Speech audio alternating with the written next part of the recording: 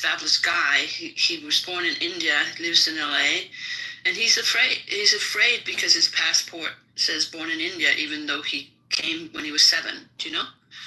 Yeah. It's just, I don't know. Oh my God. I'm so sorry, Sue. Yeah, well, here's the thing.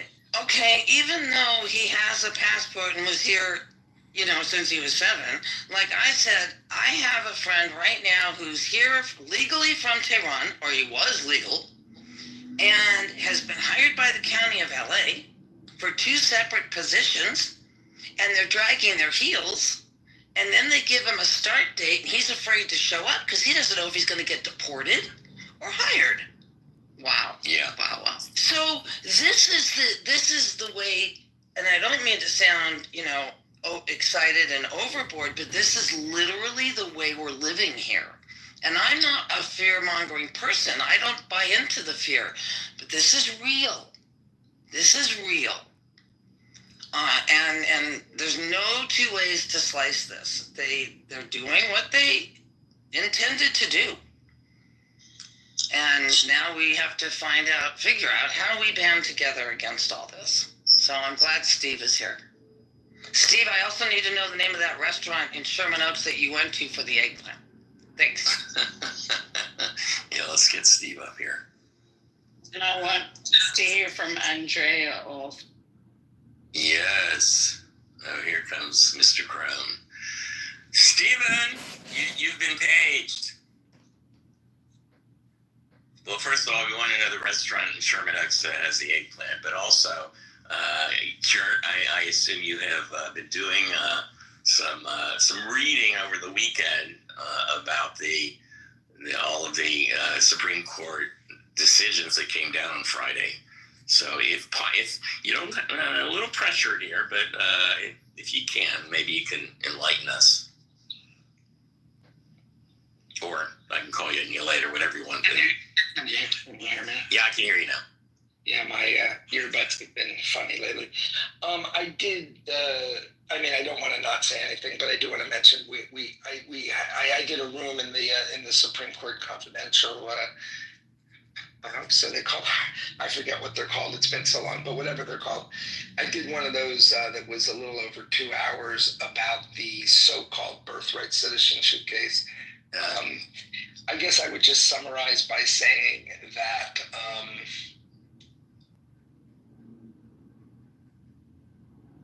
what he has done is... Oh, you're going in and out. You let me get rid of my earbuds. Come back to me. Okay. All right. Andrea, you home?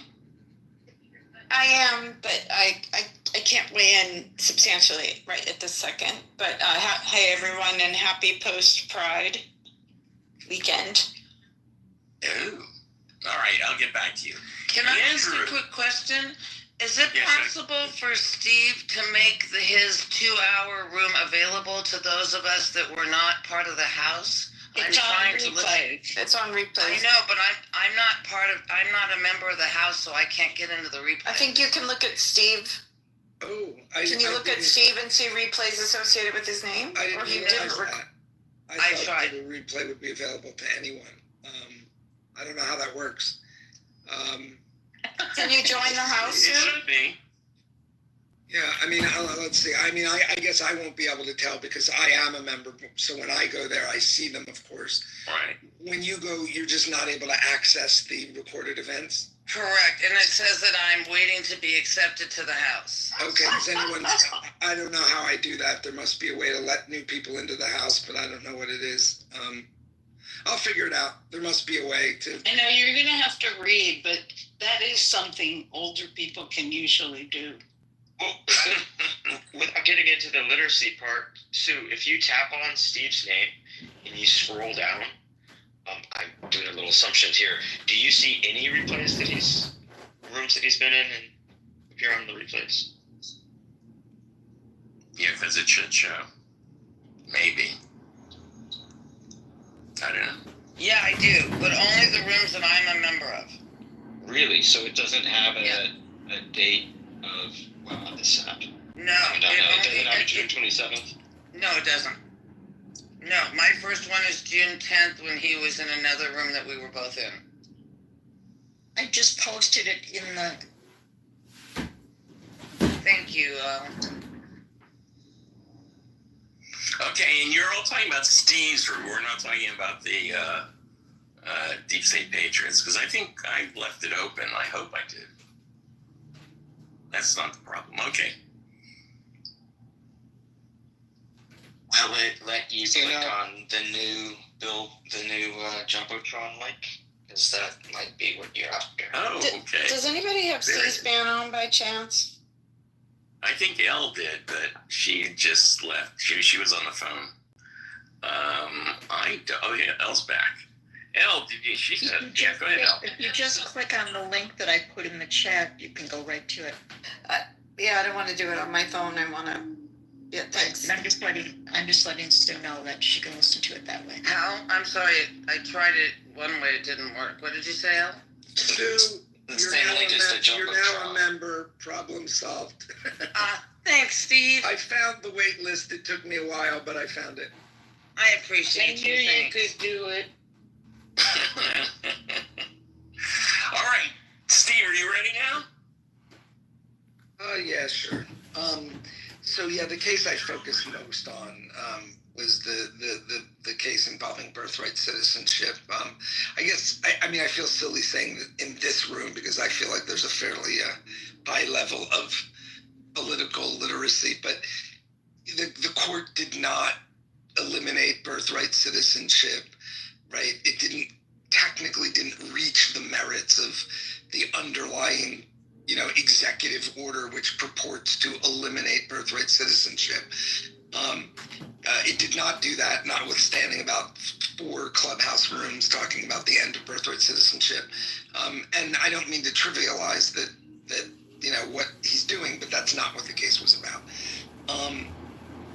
3 lower court judges in 3 different cases all found that the executive order was unconstitutional, and they issued orders to the government, not to apply the executive order. The plaintiffs were individuals in one case, and in the other 2 cases, they were largely actually state governments. And one of the things the state governments were saying is, look, we really do need a nationwide injunction because people come to our state from other states, people are moving all over the country, and there's all sorts of things we do in this state based on U.S. citizenships in terms of state benefits and all sorts of things. So we really do need to prevent the executive branch from purportedly taking away people's U.S. citizenship. So the issue in the case, the government appealed these nationwide injunctions. They did not appeal the underlying finding that the executive order was almost certainly unconstitutional, but just the scope of the relief that the judges gave in these 3 cases. And the Supreme Court said it is probably the case that these nationwide injunctions are not allowed under something called the Judiciary Act of 1789. But their logic, and this is the last thing I'll say, because again, we have a 2-hour room, I'm not going to be able to summarize everything here, but their logic really applies to the Supreme Court itself. So this isn't the court saying, oh, we don't want lowly district courts issuing nationwide injunctions. Their logic applies to the Supreme Court as well. Essentially, what the majority opinion written by Justice Coney Barrett says is, we can tell the executive branch that they're acting unconstitutionally or contrary to some statute. We expect them to follow the law, but our ability to award relief may be limited to the people in front of us. So if 40 people sue and say they're trying to take away my birthright citizenship, we can say, no, government, you can't do that. That's unconstitutional. But now if they turn around the next day and go after a 41st person, the logic of the Supreme Court opinion is that 41st person would now need to go to court and say, oh, but what about the 42nd person, etc.? It really is a strange and ridiculous ruling, which essentially limits a court's ability to tell the executive branch what you're doing is unconstitutional. Just stop doing it. We don't need you to keep doing it and then just have lawsuit after lawsuit after lawsuit where people keep having to ask a court to stop you. We can just tell you to stop. It really is a ridiculous and stupid decision. Steve? Well, it takes away one more check against the power of the executive. It rebalances it. At this point, reinforces the fact that I know, but I just want to make sure that everybody who's listening to us YouTube knows that. Steve, do you think that the Supreme Court is trying to thread a needle because it is so conservative, but it also knows what Trump wants, and it's trying to thread a needle between really not being activist or being originalist and I'm trying to make Trump happy at the same time? I'm not sure I understand the question, but I'm still pretty sure the answer is no, because they're certainly not threading any needles. No, I think largely the Supreme Court is empowering him to do whatever he wants. So I certainly wouldn't describe anything they're doing as threading the needle. But the rest of your question about the tension between maybe originalism and giving him what he wants and all, I'm not really even sure I followed that, to be honest. Well, Steve, I have a question. well, We have questions. I think Rick and I have questions. But Francis, what did you... Well, the one question I have is you said that they said this is limited to giving release to the cases in front of us. Did they give relief to those cases or did they not? They didn't, because, the posture of this case is so messy, because it's like likely upon likely upon likely. So, anytime there's preliminary relief, right? In other words, you're asking a court to freeze things in place, to stop someone from doing something while the case continues. That's the posture of this case, right? Lower court judges didn't say, we have made a final ruling, this is unconstitutional, the case is over, you can't do this anymore. They said, it is likely unconstitutional. And by the way, that doesn't mean that they're not confident that it's unconstitutional. It simply means that the standard is only that it's likely that the plaintiffs would prevail. So the lower court said, it is likely that these people complaining about your executive order will win. Everybody knows that. And it will cause irreparable harm if we allow you to go ahead and enforce your executive order. I know, but So we I just want to make not sure to that involve anybody the who's case listening to it on YouTube knows that he's standing At in the a Supreme really Court, horrible same thing. The Supreme Court isn't he making a final claims to ruling about be whether a it's veteran. He's not a veteran.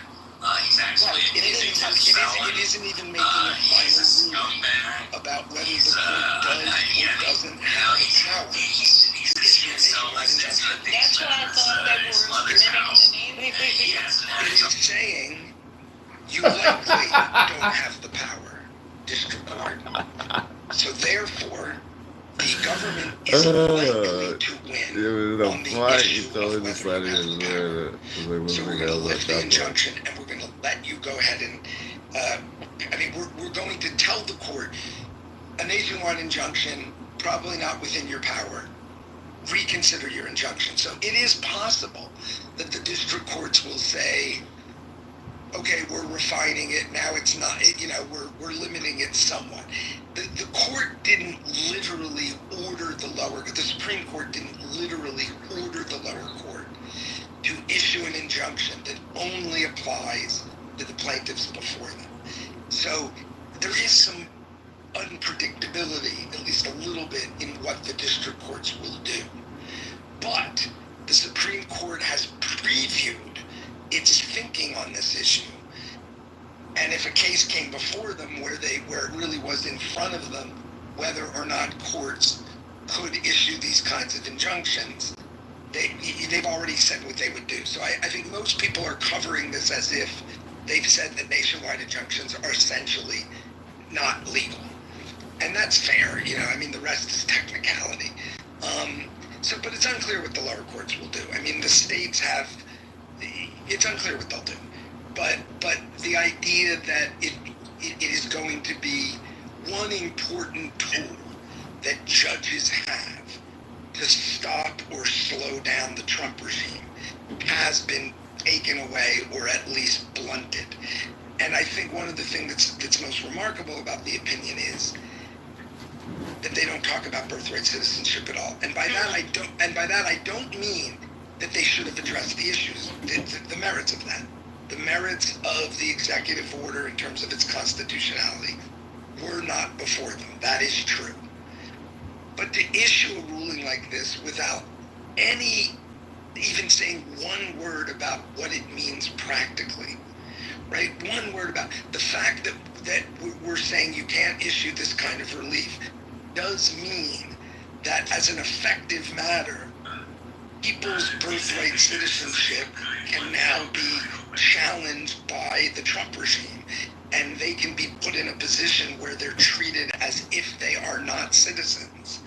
It's like, oh, well, I guess that's just the way the cookie crumbles because of the Judiciary Act of 1789. And the timing, and then it's swept up in the 3,000 person a day $1 billion enterprise. Yeah, and so as a practical matter, I think this is a thing that it's hard to talk about because it's kind of abstract, but one of the main features of the Roberts Court is this way in which they are often divorced from the practical realities of their decisions, the ways in which there's no pragmatism to this court at all, right? Everything is discussed as if there's some, sacred text. We're oracles who define what the sacred text means, and it just means what it means. And if it results in horrible injustices, well, sorry, it's a sacred text. All we can do is define its meaning and then let the chips fall where they may. It really is a distinguishing feature of this court. We were talking in the earlier room about the Grokster case. I was really struck by how much the court has changed since that opinion was written by Justice Souter. It's a very pragmatic decision. It's a copyright decision. It doesn't have anything to do with constitutional law, but it's pragmatic. It thinks about what's the results of how we rule in this case. What will the world look like? Does this make any sense? That kind of thinking is almost completely absent from this court. The abortion decision, the gun decision, just sort of look at, has anyone thought about what this is doing for the United States and its people? No. I have a question. I have a question on this because I just want to repeat back.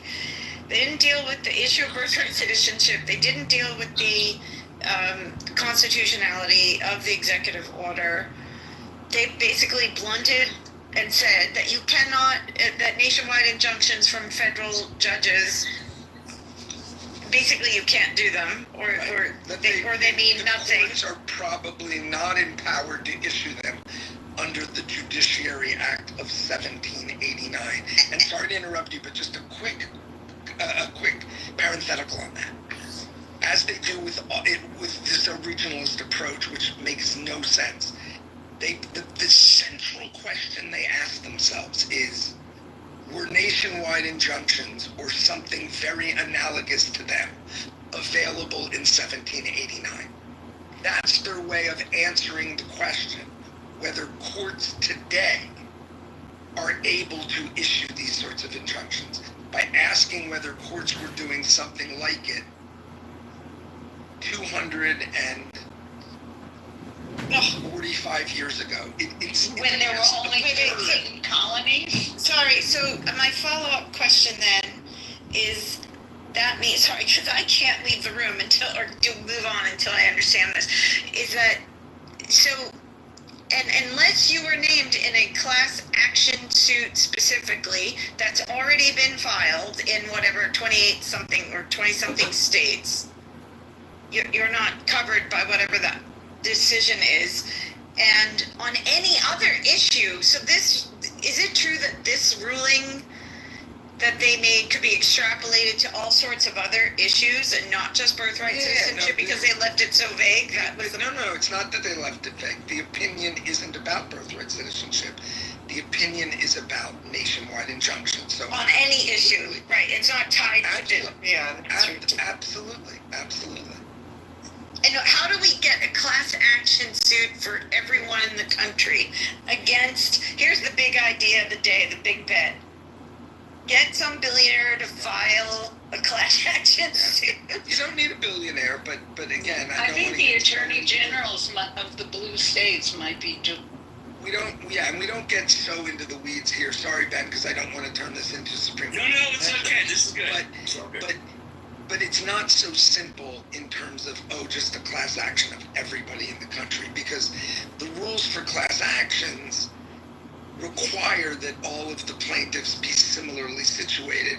And there could be arguments, I'm not saying they're good arguments, but there could be arguments that you can't simply say, look, this is just for everyone who has birthright citizenship or is born later and has birthright citizenship, because there may be different factual settings under which they obtained birthright citizenship. And I could easily see arguments about, but there's one class of people who were born here with parents who were here illegally, people who were born somewhere else with parents, there's more than one category of birthright citizens. So, but it is true, to give some good news, class actions are a partial remedy to this problem, right? That the court is in effect funneling these kinds of cases into a class action silo, but that has its own difficulties, and it is certainly more difficult and cumbersome to certify a class and pursue a class action. And more importantly, there's just no logic to it, right? If the government is obviously acting unconstitutional, three different courts have found I just want to make sure there's no logical reason to say, government, stop acting unconstitutionally as to those people, but as to everyone else who has nothing to do with this lawsuit, we don't have the power to say anything. So go ahead if you want and do the same thing you're doing with respect to those people. And the good news is, hey, the courts are still here. We'll be happy to stop you when you go do it to that other person. But we don't have the ability to tell you to stop. And to be clear, the reason an injunction is important is because of the kind of remedy is made. Because at the end of the day, even when the court issues an injunction, right, it's not like they have an army that they can send stop Trump from doing things. It's not like they can arrest ICE agents if they're acting contrary to the order with regard to birthright citizenship. But what they can do is issue contempt and certain kind of penalties. So that's why the injunction is important and is different from simply ruling that something is unconstitutional and you have to stop doing it. The actual injunction is there for peace to enforce its by eliminating that. And again, Justice Coney Barrett says this in no uncertain terms in her opinion. She literally says, I'm almost quoting, of course the executive branch has to follow the law, but that doesn't mean that this court has the power to force them to. She really is just setting up a system, and it's a vision of the government that some people have. Well, under the separation of powers, the court announces what the law is, the executive is supposed to follow, but the court doesn't actually have the ability to truly force them to. That's where the term constitutional crisis comes from, right? The branches, one branch tells the other branch, I'm responsible for interpreting the law. You are doing something unconstitutional. You are doing something contrary to a statute. And what is the view of some of the people in the Trump regime? Okay, that's interesting. That's the Supreme Court's view of what the law is. We happen to have a different view. So we're going to continue to act in accordance with our view. And now let's see what happens. That's a constitutional crisis. Deliberately It's, provoked. yeah, it's frustrating, and it's I don't know. it's just going. It seems that every decision is being tailored to reinforce Trump's power, and this along with the immunity decision. It's I don't know. It's like how do we fix this? I don't know. Thanks, Steve. Someone did point out that there, and I didn't look this up, but he's a very smart guy, and I should do the research. That there's an old statute on the books that there's supposed to be one Supreme Court justice for every circuit. Yeah. And it increased to 9 at a time when the country had increased to 9 different judicial circuits. But now we have more than 9. We have 13. So one really good argument, so the argument goes, I haven't done the research myself, is that we should just go up to 13 because that would maintain one justice per, but of course, doing that while Trump is the president and the Senate does not help us. The Republicans would not be good for the country. I don't know. Will there ever be reform where we expand the size of the court? I don't know. I hope. We got to do something. I mean, because obviously we now have an entrenched majority that is that's lawless. I mean, that they really reach whatever result they want. When originalism works, originalism's great. When originalism doesn't work, they switch to a different horse. But they always seem to find a quote-unquote principled way to reach exactly the result that politically they favor. It's funny how that works out. So true. Thanks, Steve, and thanks for the all the stuff. So there's actually so I'm like late to the party here. So there is a room called Supreme Court Confidential. Is that what you're doing? Is that what people are talking about? I forget. It's been that way for. It's like Deep State Patriots. Is that a room or As a house, club okay. or a house? I don't know why I missed that. Okay, because I thought you were just doing it. All right, because feel free to promote it, because as we promote conferences. What I will do is I will go. I discovered now, which I really was not focused on, that there's something called a waiting room. Yeah. There are lots and lots of people who are waiting to be members because I guess I have to approve them. So maybe I'll. Yeah. Well, you can change that. There's if you go in, but yeah. All right. All right, thanks, Steve. Okay, I wanted to get to Elle and to Marshall, who haven't spoken. Also, I feel guilty because I was about to call Andrew because Andrew has been pretty active in the chat room, putting links in there. And Andrew, if you want to come back and explain yourself, talk about some of the links that you put in the chat, we would love that. Anyway, let's go to Elle and then Marshall, and then if Andrew comes back, that would be great too.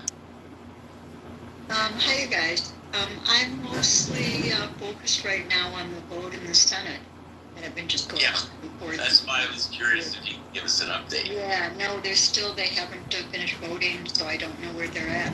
Is that why we can't see them we see them in a little corner? Yeah, they're like kind of walking around, and it's really hard to focus on exactly where they're at. They read the bill, Elle? They read the full? Yeah, they read the whole bill. They're making speeches right now. It's sort of the debate part. I'm sorry, go ahead, whoever was. I was going to say, I talked to Duncan last night, and they should start Votorama around 5 East Coast time. It's predicted to run through to like 2 a.m. I thought it started already. And the Maybe I'm speeches were over, because I can't see, I'm watching C-SPAN now, and it looks like they're just milling around. They're not focusing on any speaker. Let me look at the text message you sent me.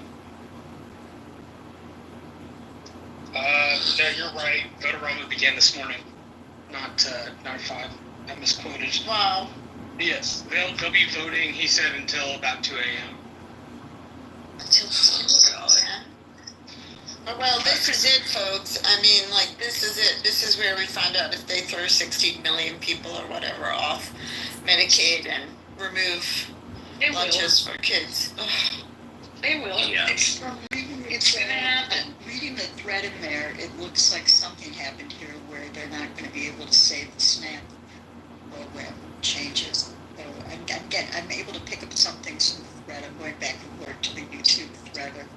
Which SNAP changes? Because Oh, let me tell you that I heard somewhere Lisa Murkowski was able to claw back SNAP funding for her state. Yeah, that changed though because the parliamentarian decided that it was unparliamentary or Unless it was for everyone. Yes, so that didn't work for her. She tried, but it didn't work. So anyway, I'm keeping an eye on it, but they don't have any final vote yet. Go ahead, Marshall. They shouldn't. They're not going to have a final vote. My brother said till about 2 a.m. His piece of NASA NOAA legislation, it'll probably come up at like 9 or 10 to 9. He's been pushing pretty hard to get some research projects from NASA. Mm-hmm.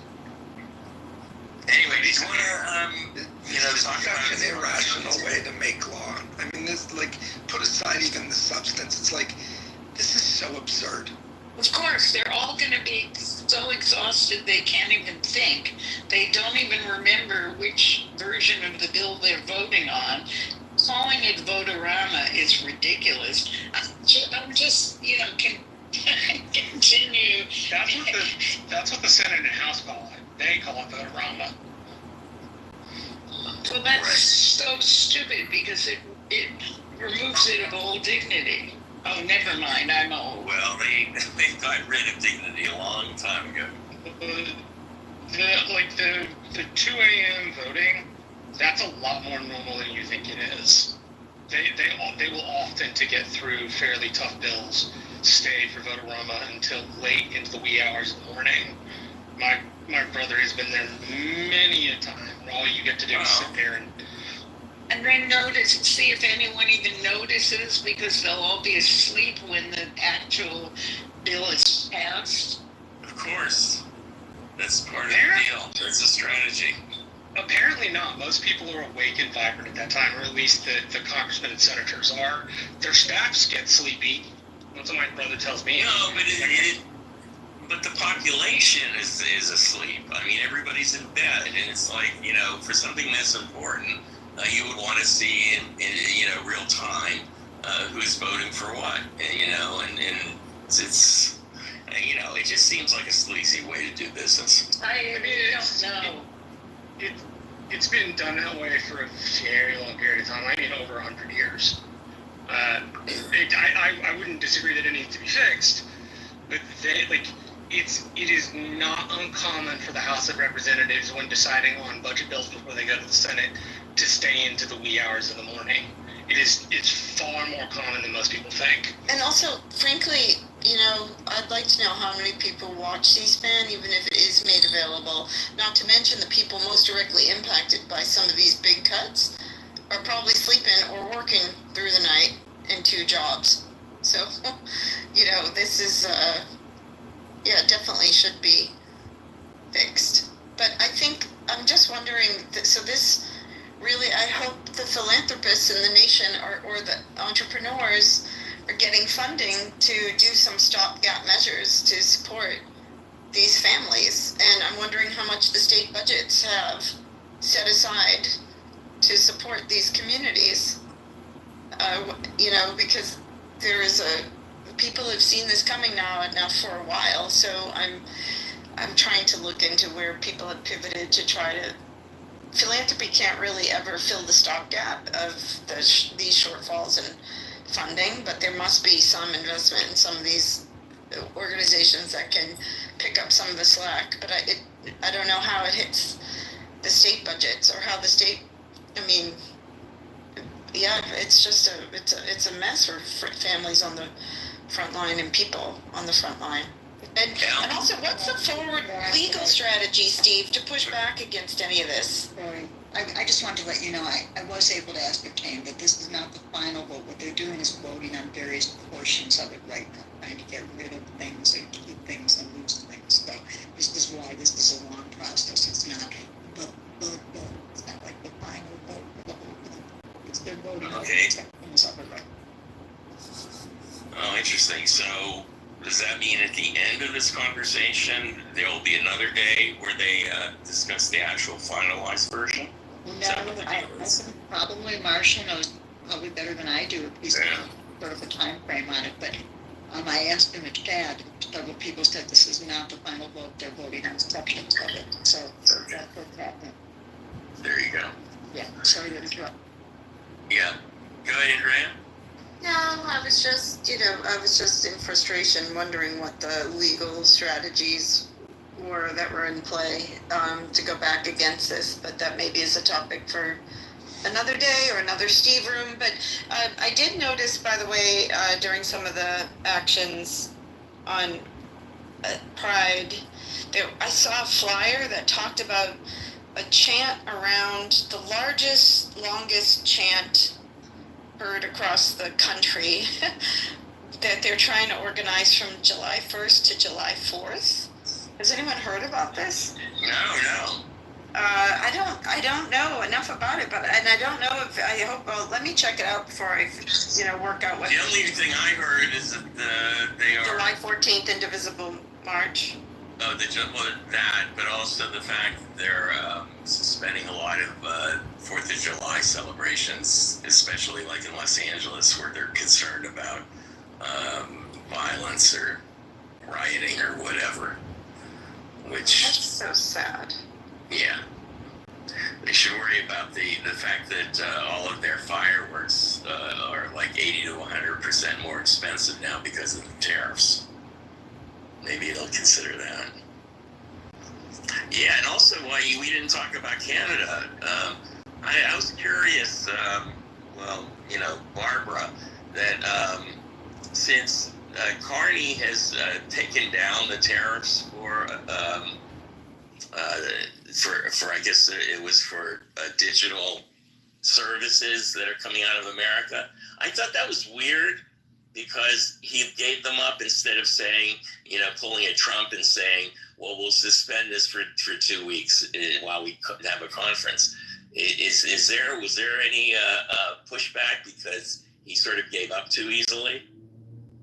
Can you hear me okay? I'm driving. Yeah. Okay.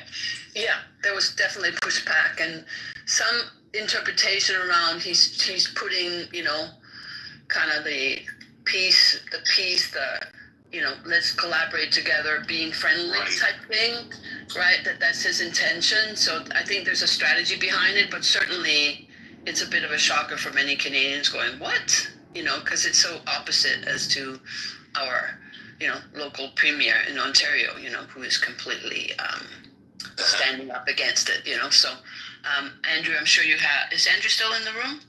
He's down below. That's why I wanted Andrew to come back up. Okay, invite him back up. I'm sure he has a lot of insight into it. But in my world, it's a bit of a shocker that that's happening, and then others do say, well, I think he's being strategic. So who knows? I don't know. Yeah, it's weird. It is weird. I had the same sense that you did, which was, I understand he's kissing his ass because. That's the strategy people do, but at the same time, why did he have to do that? I think he would have been fine to say that this is what we're going to do. If you don't, if you misbehave. Yeah. Very, very strange. Anyway, thanks, Barbara. All right, so we are into closing comment pearls of wisdom. So, Barbara, did you have any closing comments while we got you here? Well, you probably noticed I'm a little calmer, and I don't even know why. I don't know if it's just exhaustion, resignation, or what, but Yeah, I just so feel for LA, Sue. I don't even know if we can do anything. If you have any recommendations in terms of what all of us can do to empower or support LA. Any thoughts from you? I would love to hear. Yeah. Good idea. Sue, closing comments, pearls of wisdom. I really, really appreciate that, Barbara. One thing I would really appreciate is that people spread the word that it's not violence out here. People are not going out and celebrating because we're in fear of ICE raids. We're in fear that people are going to be swept up illegally when they're legal. And I'm going to give you an example. Since I've been on with you guys, I don't want to say too much, but I have a neighbor who uses a cleaning crew, and I actually had to watch them go in covertly right now, out of fear. So while they were doing that, I received a text on a local group that I'm in saying that ICE has been spotted. This is the way we are now living. It's a police state. So I just, other than keeping good thoughts for us and staying positive, letting people know we are not violent here. We're trying to be as peaceful as we can and stay under the radar, even those of us that are legal. So that's all I can say. Thanks. Thanks, Sue. Yeah, good advice. I agree. Do you guys know they're not legally required to, they can dress up in masks, and they don't have to display their badges, and they don't even have to reveal the content of the administrative warrant to anybody who is not the subject of the administrative warrant. I just thought people would find that interesting. Marshall, they're not displaying anything to anybody. Let me be very clear with you. They are showing no one anything, not even a real badge. So they don't legally have to.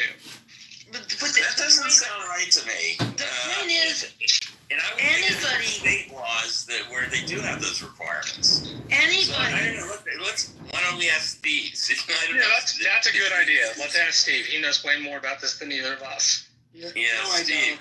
I don't. I don't know the laws that apply to them. But here's what I do know. Whether